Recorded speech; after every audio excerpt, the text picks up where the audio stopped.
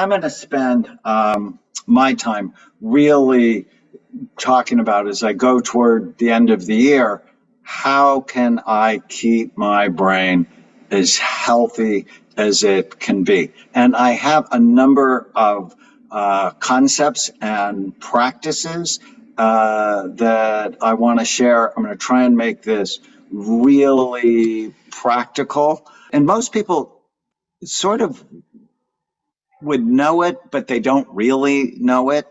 And that is your brain. So the actual physical functioning of your brain creates your mind. So it's not the other way around. The brain is an organ, just like your heart is an organ. Yet most people who treat the brain, psychiatrists, psychologists, marriage and family counselors, addiction counselors, never look at the brain, which of course I think is insane. And so I want you to just write down while you're listening to me 3 reasons why you want or need a better brain. And top on my list is I want to make better decisions. So as a physician and a psychiatrist and a CEO of a large organization, my success with my patients, with our team members, in large part has to do with the words that come out of my mouth and the decisions that I make. But what are your 3 reasons why you want a better brain? The second principle is when your brain works right, you work right. And when your brain is troubled for whatever reason, you're much more likely to have trouble in your life. And you heard me say, with a healthy brain, you're happier, you're physically healthier, you're wealthier, and you're more successful because you make better decisions. When your brain is not healthy, for whatever reason, sadder, sicker, poorer, less successful. And so ultimately, the health of your brain determines the health of your relationships, the health of your bank account, the health of your business, the health of your overall success in life. And so the practice with this concept is think of 3 or 4 people in your life who you judge harshly. And then step back and ask yourself, if it's possible, one or more of them might have something going on with their brain. It's easy to call people bad. It's way harder to ask why.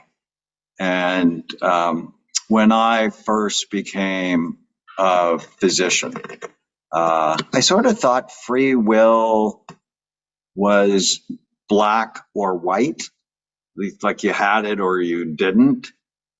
And when I started scanning people, I went, uh-oh. Free will's gray. That some people have super healthy brains. And yes, they could still choose to kill someone, or they could still choose to have an affair, or they could still choose to overspend. But those things happened way more in people who had a brain injury, or people who had some form of toxic exposure, or an infection that impacted the brain, like Lyme disease, or now we know COVID-19. And the scans really helped me have empathy.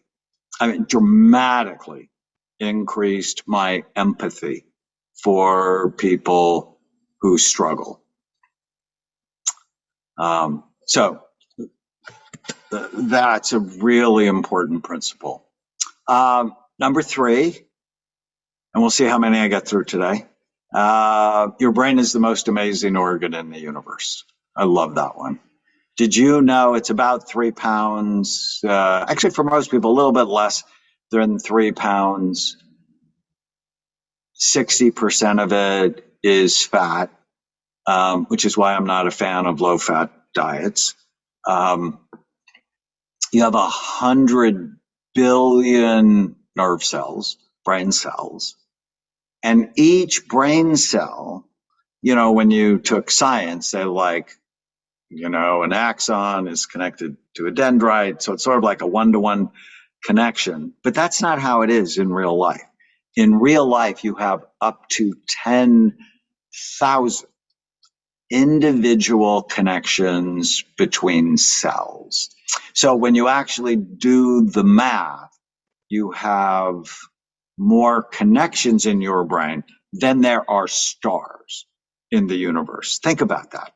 So your brain controls everything, right? It controls how you think, how you feel, how you act, how you interact with others. Your brain controls everything. It's the organ of intelligence, character, personality, and every decision you make. And when it works right, you work right, and when it doesn't, you don't. And it's this incredibly special organ. There's nothing as complicated in the human brain. In nature, nothing. It has the storage capacity of 6 million years of the Wall Street Journal. It is 2% of your body's weight, but it uses 20 to 30% of the calories you consume, 20% of the blood flow, 20% of the oxygen. It's the most expensive real estate in your body. So I live in Newport Beach, which is an expensive part of Southern California. But if you think of Bel Air or Beverly Hills, that's sort of the brain. And I want you to be in awe of the human brain. So a practice is just think of 3 world-changing accomplishments done by the human brain. So you might think of one of Mozart's symphonies, or the invention of the computer, or getting astronauts to space. Or, for me, it's just like a mother raising a child and doing a good job. That is a world-changing accomplishment. And, when you think about it, if moms don't do a good job, that has generational impact. I dedicated my book, The End of Mental Illness, to my 2 nieces who have a family history of schizophrenia, multiple suicides, bipolar disorder, depression, addiction. But we know genes only load the gun. It's what happens to us that pulls the trigger. And unfortunately for them, they were raised in chaos with parents who struggled with addiction, domestic violence, depression. The kids had multiple moves, chronic stress. And about 5 years ago, they were taken by Child Protective Service into foster care, where more traumas occurred. And my wife and I actually didn't know them because my wife grew up around drug addicts, and she just wants nothing to do with them because of her own trauma. But, she often says, I'm a psychiatrist that wants to change the world and has way too much empathy. So we got involved and actually ultimately adopted the kids. And I dedicated The End of Mental Illness to them because that's my whole goal, is to end mental illness in them, and equally important to their children and grandchildren. And that's a world-changing accomplishment if we can do that, because it'll have impact for generations. This is one of my favorite topics. We're in trouble as a society. So we need to understand what our brain is listening to and change it. So I wanted to start with a story. I have been blessed this year. Dr. Phil really understands my work. I've been on his show 7 times this season, and he says, if you don't understand the brain, you don't understand the person. Well, about a decade ago, we did a show together on compulsive cheaters. And Jose had cheated on his wife 8 times in 4 years that we know about. And his wife had a gun and she was going to shoot him, and it was perfect for Dr. Phil. And when I scanned Jose, this is a SPECT scan. SPECT is the study we do at Amen Clinics. He's got low activity in the front part of his brain. So this is a big part of the focus area of your brain. And those holes means he's got really sleepy frontal lobes. So he's easily distracted, disorganized, short attention span. And he was excitement seeking. And for whatever reason, Jose and I, we really came to love each other, and he did everything I asked him to do. I love that because it works. What we did was we got very clear on his goals, but not work, relationships. What do you want? He wanted to be married because he didn't want his daughter growing up in a broken home like he did. With work, and he was working in a tattoo parlor.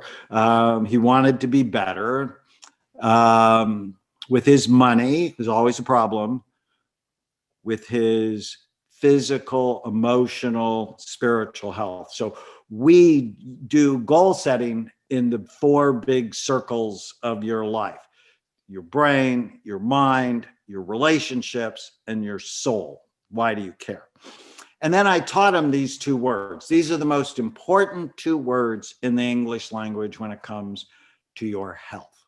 Then what? If I do this, then what happens? If I say this, then what happens? And then we worked on all 12 of the steps. So that was his scan before.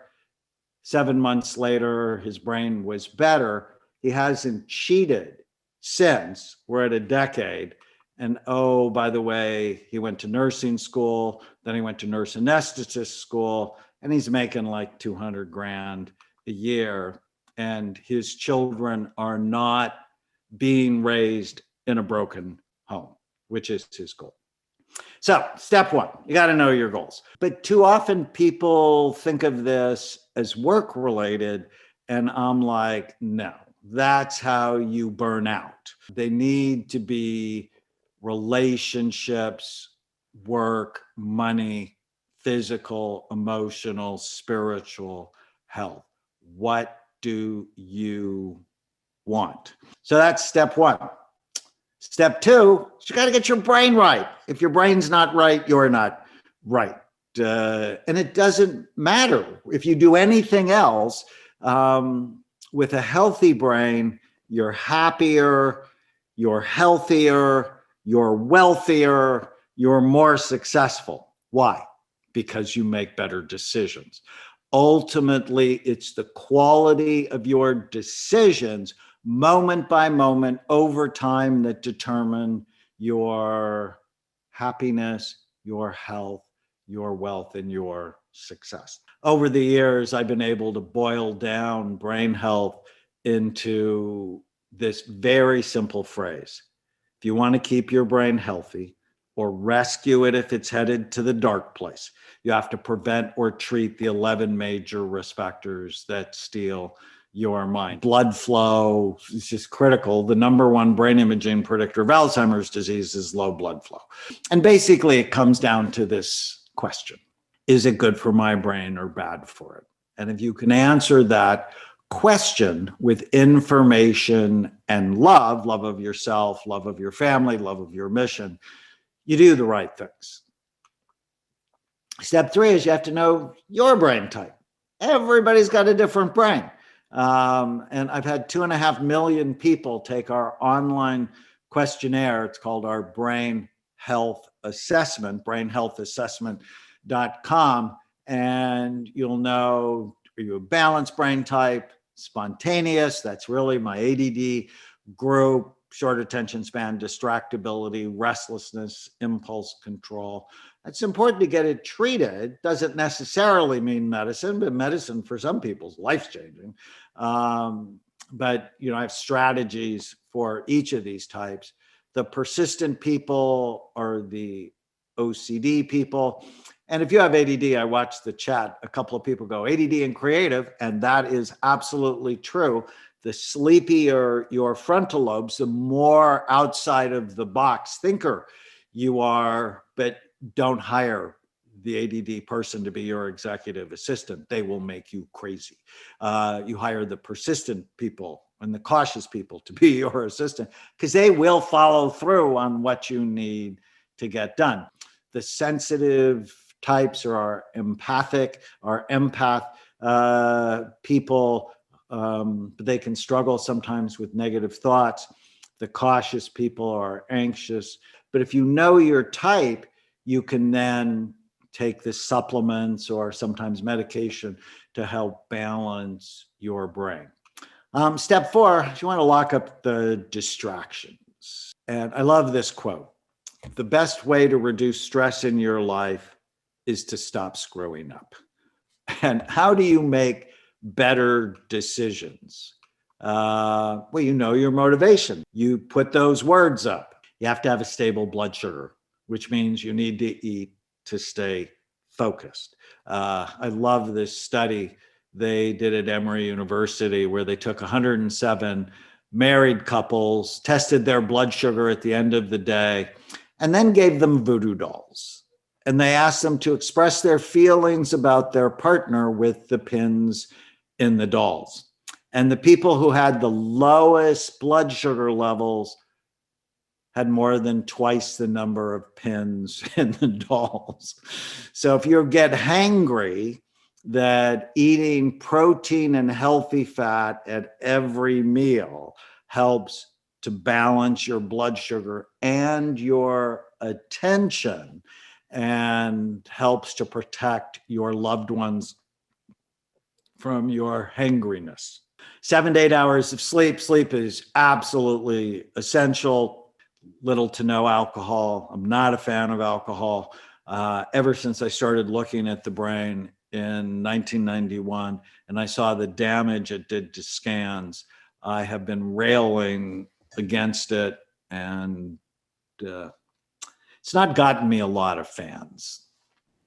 Healthy vitamin D and omega-3 fatty acids. All of you on this call, you should go to the lab and get your vitamin D and omega-3 index taken. I actually think most people should be taking 5,000 international units of vitamin D a day and 2,000 units of omega-3 fatty acids. But you got to get your nutrients right. You also want to avoid trigger foods that steal blood flow to your brain. Did you know that gluten decreases blood flow to the brain? It gives you brain fog, and dairy insensitive people as well. Surround yourself with like-minded people. People are contagious, like COVID. And if you're around people that are constantly poking and distracting you, you need to put your phone on airplane mode. So dopamine is made deep in the brain in an area called the VTA, or ventral tegmental area, also an area called the substantia nigra. It works in this very interesting area called the striatum. And this is, think of it as the pleasure center in the brain, and it activates your frontal lobes. So dopamine has two pathways. One, it helps you feel awesome, but it also helps you focus. And so you never want to wear out your dopamine neuron. Let me help you grow your brain and tame the hidden dragons that control your happiness habits and hangups. So I prepared a talk for you. It's based on my new book, Your Brain is Always Listening.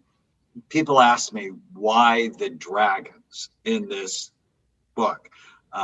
If you read my books, I've always got something going on, whether it's an anteater to kill the ants that we talked about last time, the automatic negative thoughts, seahorses that represent your hippocampus in the brain.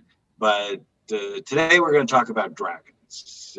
Tolkien, one of my favorite authors ever, said it's just simply not an adventure worth telling if there aren't any dragons. I'm so excited for many of us. We're beginning to come out of the pandemic. I actually remember when it started for me, I had just published my book, The End of Mental Illness, and was on a book tour that got canceled March 10th, 2020.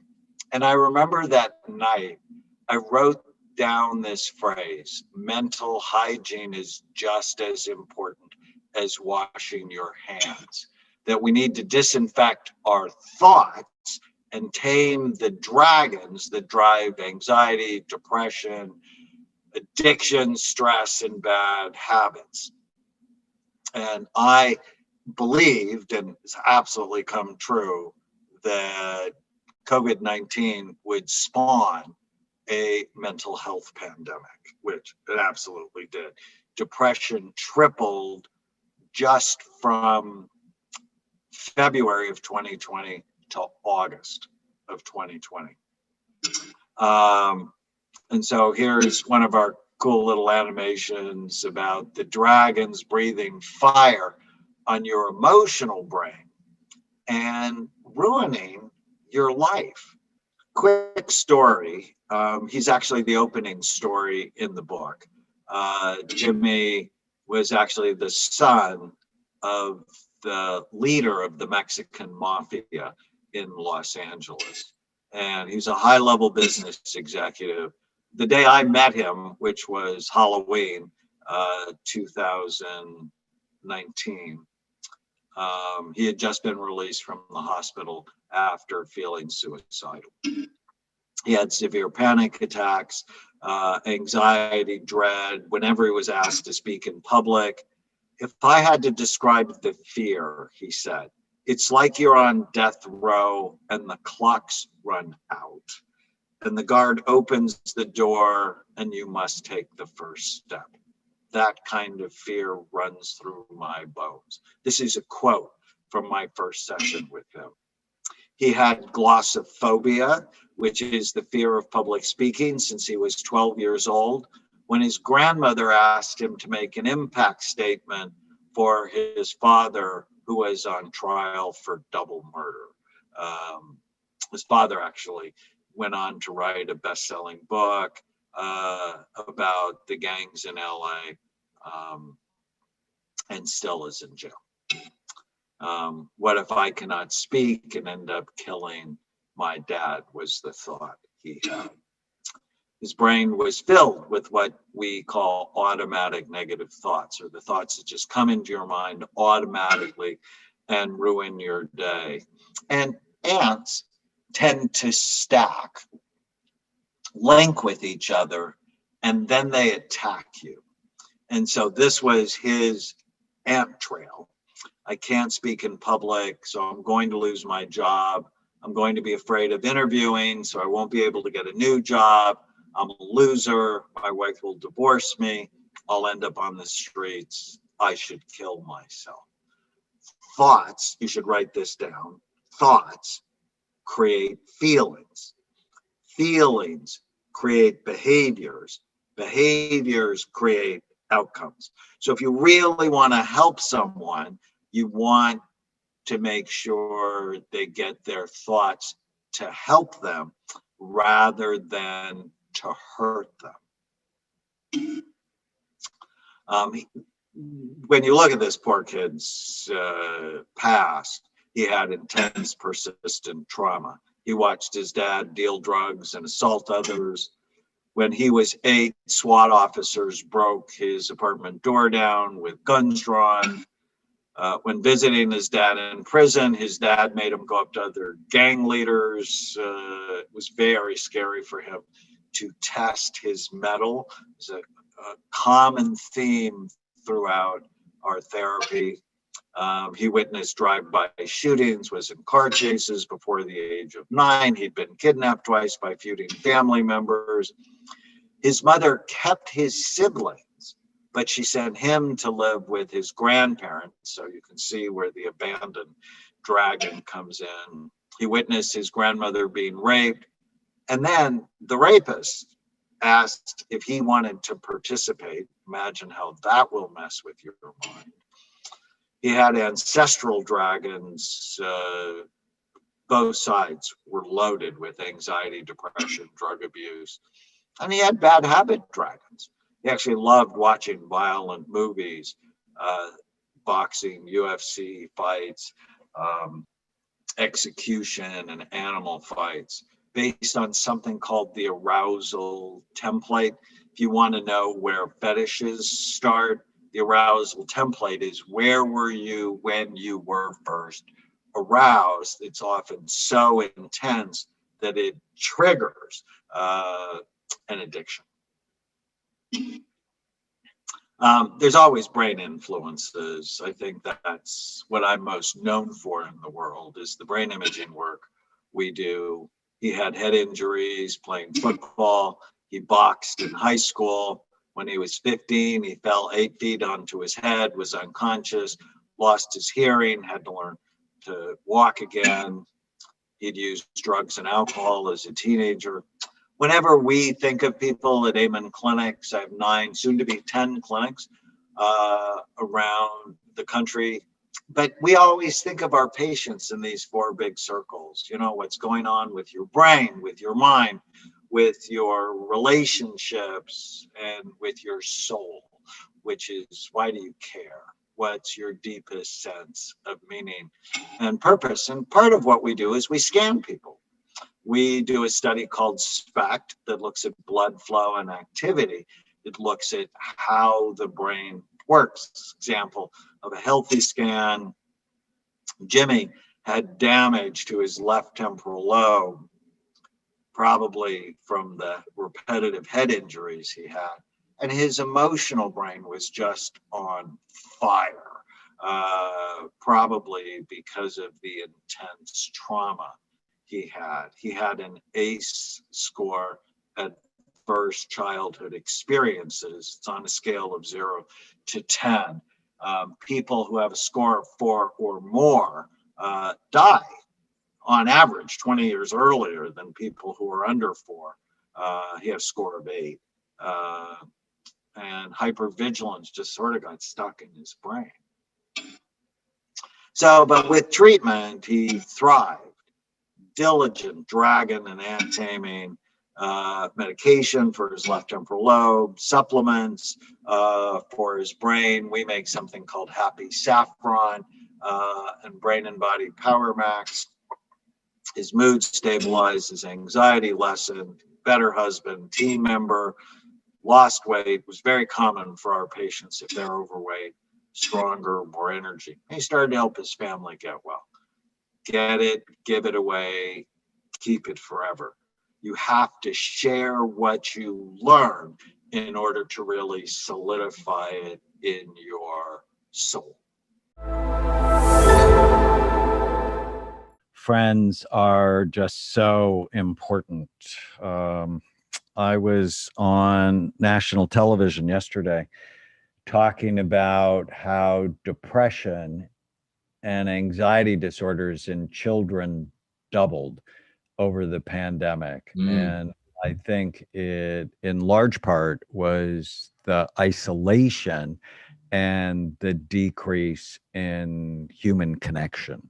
And being connected digitally is just, it's not the same for developing brains as those people who are actually connected in person. So it's a very interesting time. It's a historically stressful time. I saw this quote, though, that I thought was fun. So, a friend will help you move, goes the old saying, while a good friend will help you move a body. And why not? Moral qualms aside, that good friend would likely agree the victim was an intolerable jerk who had it coming. And geez, you shouldn't have done this, but where do you keep the shovel? So, how do you get people Oh my goodness. connected to you? We are a relationship species. We're not polar bears. Polar bears do just fine without friends. It doesn't make them sad or depressed at all. But humans were made or evolved to be connected to others because it is literally a survival mechanism in the brain. And so having a group of people you trust is absolutely essential. I'm going to talk about friendship from a neuroscience perspective. Let's just be super clear. Your brain, so the physical functioning of your brain, the 3 pounds of fat between your ears is involved in everything you do, how you think, how you feel, how you act, how you get along with other people. Your brain is the organ of judgment, personality, intelligence, and every friend you make. So if we start with that, then it becomes really clear to me, and we're doing this cool series on Instagram called Scan My Brain, that we're taking influencers, scanning them, and it's just been so fascinating. But with a healthy brain, your friendships are easier. And when your brain is not healthy, for whatever reason, you have fewer friendships or more turmoil in your friendships. And so the first principle is want, develop, focus on having a healthy brain. Because when it's healthy, you're happier, healthier, wealthier because you make better decisions and you're more connected. When it's not healthy, sadder, sicker, poorer, your decisions aren't as good, which means you become less connected over time. And so I want to talk about some of the systems in the brain and how they're related to friendship. So I like to think of 4 of them that are intimately involved with trust, behavior, and connection. And I talked about this last time when we were talking about leadership. The front third of your brain, called the prefrontal cortex, largest in humans and any other animal by far. 30% of the human brain, 11% of the chimpanzee brain, 7% of your dog's brain, 3% of your cat's brain. It's so involved in relationships and friendships. It's the supervisor in your head. It watches you, involved in things like focus and forethought, impulse control, planning, empathy, insight, and learning from the mistakes you make. So when your prefrontal cortex works right, you are much more likely to be connected to other people in a positive way because you can see things from their point of view. And one of the things you'll hear me say, if you want to strengthen your friendships, it is absolutely critical to listen, to not speak over people, to not interrupt. And this means you have to have a break in your brain that stops you from just interrupting the people in your life. and empathy, seeing things from another person's point of view. When there's trouble, and there are all sorts of reasons to have trouble in this part of the brain, and societal reasons that are just, it just worries me. They go on, like letting children hit soccer balls with their head. We're just about to release Scan My Brain series with Daniel Sharman, the young actor from Medici, and I adore him. And he said after he read Change Your Brain, Change Your Life, he stopped heading soccer balls, and then his friends wouldn't let him play with them because that was part of the game. But you could see the trouble from the concussions he had experienced. And so he wakes up every morning sad and had no idea it was related to traumatic brain injury. And so as we balance his brain, he's going to wake up happier. And happier people are easier. It's just easier to connect with other people. When there are problems in this part of the brain, from a head injury, from toxic exposure, from carbon monoxide exposure, people tend to have short attention spans. And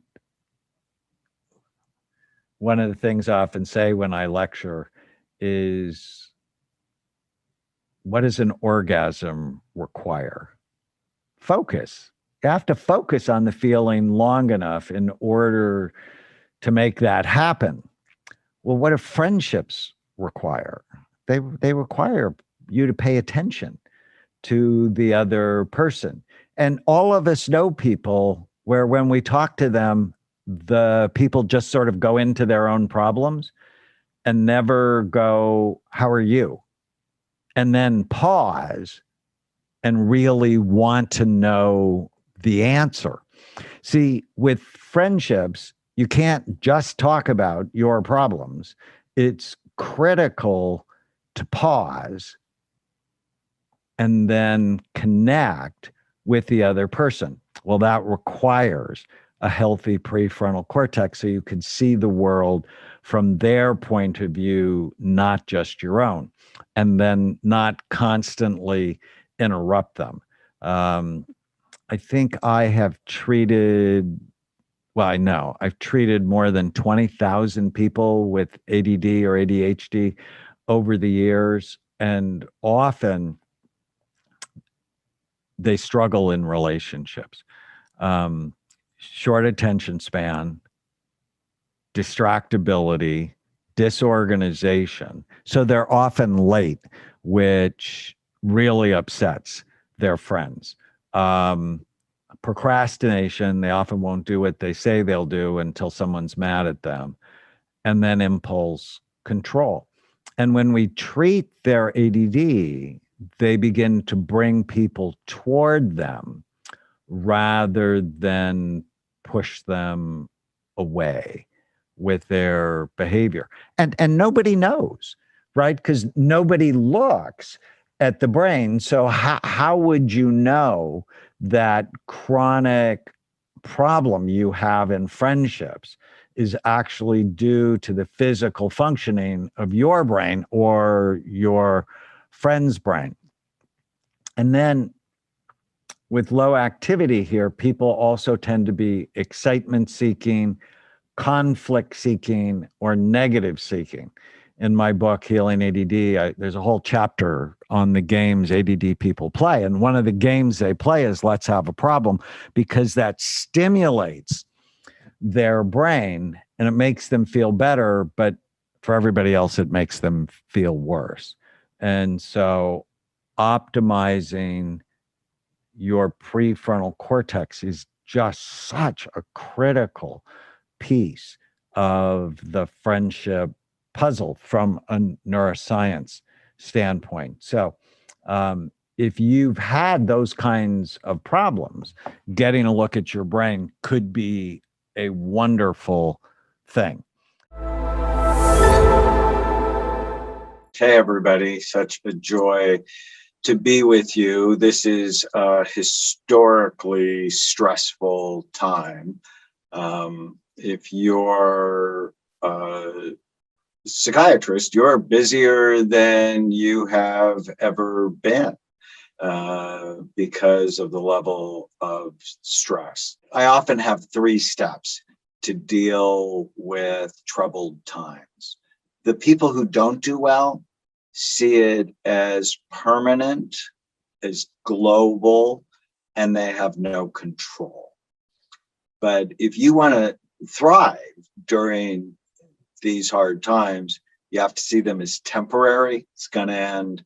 There's been pandemics, used to be yearly in London, in the 16th century. You need to see it as local. Yes, it's a global pandemic, but how does it impact you or me in Newport Beach, where I live?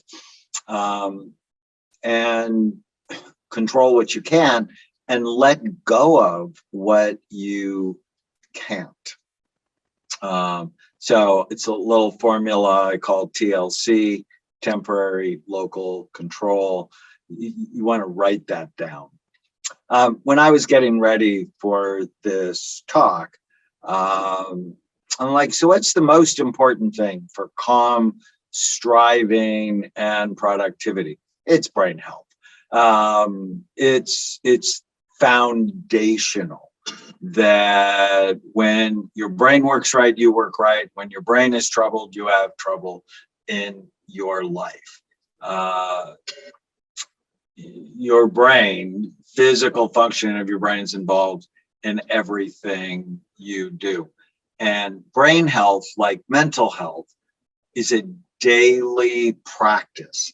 You can't be overweight on Monday, have a salad, and expect to be trim by Friday. No, that won't work. It is so important to develop, just like physical health, the workouts, the strategies, the things you repeat over and over again. As many people who've heard me say, we do imaging at Amen Clinics. I have 9, soon to be 10 clinics around the country.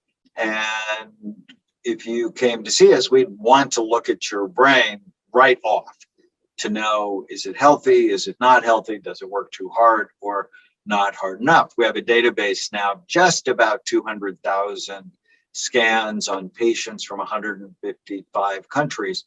And this is one of the big lessons. When your brain works right, you work right. And when your brain is troubled for whatever reason, you are much more likely to have trouble in your life. So healthy on the left, drug addict on the right. The real reason not to use drugs, including marijuana, is they damage your brain. And if they damage your brain, they damage your life. So SPECT is the study we do at Amen Clinics.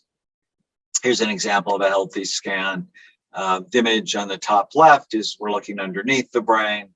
Bottom right, we're looking down from the top. The other views, we're just looking at it from the side. And this is what a healthy scan looks like.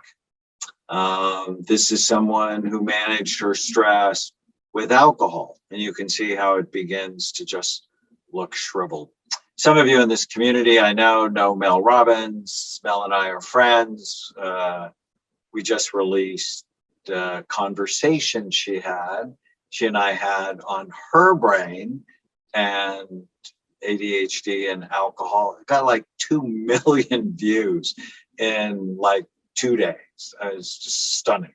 And it's a really thoughtful discussion about why alcohol is not a health food, or it's really not a good stress reduction technique. It helps you feel better now, but not later. And ultimately, what I want for you is to engage in the strategies that help you feel good now and later. So, look at these, even though you don't know much about imaging. Which brain do you want? which one thinks which brain will make more money, which brain will have better relationships, which brain will feel happier. And Sarah got the message, and over time stopped drinking and improved her brain, which is one of the big messages in my life. You are not stuck with the brain you have. You can make it better. I can prove it. Marijuana, not good. Now, let's not talk about which one's worse. They're both bad. This scan is worse, but he had a really busy brain, and he used it to calm it down. But then it calmed down his motivation. So this is not going to give you calm striving and productivity. And then his brain over time was dramatically better. Or Carlos, who's overweight, he overate to numb his feelings. His brain looked awful, and he just did everything I asked. How do I know if you're going to get better? If you just comply. And over the next 6 months, he dropped like 50 pounds. His brain was better. And I asked him, I said, so do you think it'll be hard to stick with it? And he goes, it's just habits. I had bad habits before. Now I have better habits. What you eat really matters to the health of your brain. There's actually studies that show diet alone relieves depression. This would be a brain healthy diet, colorful fruits and vegetables, healthy protein, healthy fat. Warren Buffett has rules on investing that I really like. Rule number 1, never lose money. Rule number 2, never forget rule number 1. I love that. So I stole them for brain health. Rule number 1, never lose brain cells. And rule number 2, never forget rule number 1. Unlike money, if you go bankrupt, you can work hard, make good decisions, and gain a significant amount of wealth. Once you lose brain cells, they're harder to replace than money. There is some evidence, especially in a part of the brain called the hippocampus, that the brain continues to make new neurons throughout life. But we don't have the Lazarus treatment yet to bring the dead back to life. We can get struggling brain tissue better, as I showed you with Sarah and Leo, but you want to never forget this rule. So how do you have a healthy brain? It's basically 3 things. Got to care about it. So something I call brain envy. Freud was wrong. Penis envy is not the cause of anybody's problem. You have to care about your brain. And then avoid things that hurt it and do things that help it. And none of it is hard if you really take a moment to think about it. I think what most people miss about leadership is that it's a brain function. So when you think of where leadership starts, it's your brain. Or where leadership education should start, it should start with the brain. Where does happiness start? Because ultimately we want to be leaders to be happier and help other people be happier. Where does a healthy body start? Because if you don't have a healthy body, you can't be a great leader. It's a very important point. We'll actually talk as your weight goes up, the size and function of your brain goes down. So being healthy is important, but where does healthy start? Starts in your brain. Well, what about relationships? Again, they start in your brain. That's where you fall in love, stay in love, or make bonehead decisions that get you out of love. And so, I've just been thinking about Muhammad Ali a lot this week because I think he was my first Olympian that I got to scan. But ultimately, your brain is involved in everything you do and everything you are, including being a leader.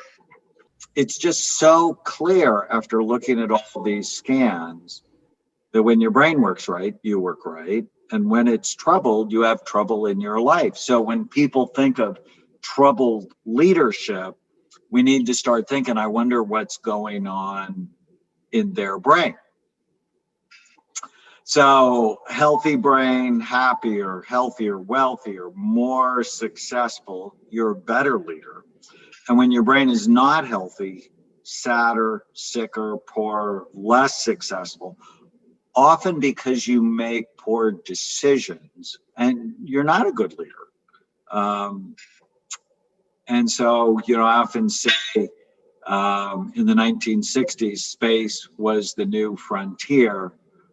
Clearly now in 21, it's the space between your ears. And with my ears, you could call me Spock for the brain. That's funny, Spock for the brain. Except I can't do this, so maybe not. So why is the brain the next frontier? Because they run the world. They run the stock market, the local market, huge corporations, mom and pop shops down the street. Brains run governments, although probably not that well. Schools, this is our program in the Fraser Academy in Vancouver, Canada. Brains run churches. Pastor Rick Warren and I have had a collaboration well over a decade now. Brains run families. These are two of my grandbabies. And you. But most people rarely think about their brains, which is a huge mistake because success in anything you do starts with a healthy brain. So your competitive advantage or your disadvantage as a leader is the actual physical functioning of your brain. So in thinking about this talk, I've actually been thinking of writing a book on the neuroscience of leadership. I just want to talk about really simple ideas. And number one is your brain is the most complicated organ in the universe. There's nothing as complex as the human brain, nothing. It's estimated we have 100 billion nerve cells. Each cell in your brain is connected to other cells by up to 10,000 individual connections. I mean, if you really think about that, it's going to blow your mind. Your brain is actually more complicated than any computer that we have developed so far. You have more connections in your brain than there are stars in the universe. And even though your brain is only 2% of your body's weight, about 3 pounds, uses 20 to 30% of the calories you consume. And so if your brain is involved in everything you do and everything you are, it just becomes critical to love it and take care of it. And nobody loves their brain. Why? Because you can't see it. You can see the wrinkles in your skin or the fat around your belly, and you can do something when you're unhappy with that. But because people don't look at their brain, they just don't care. In talking about leadership, it's just absolutely essential to talk about the leader part of your brain. There's a specific part of your brain called the prefrontal cortex. And it's called the executive part of the brain, or the CEO. So this is very important. How many of you have children? Well, I have 4. And odds are, if they're like mine are from 17 to 44, my goodness.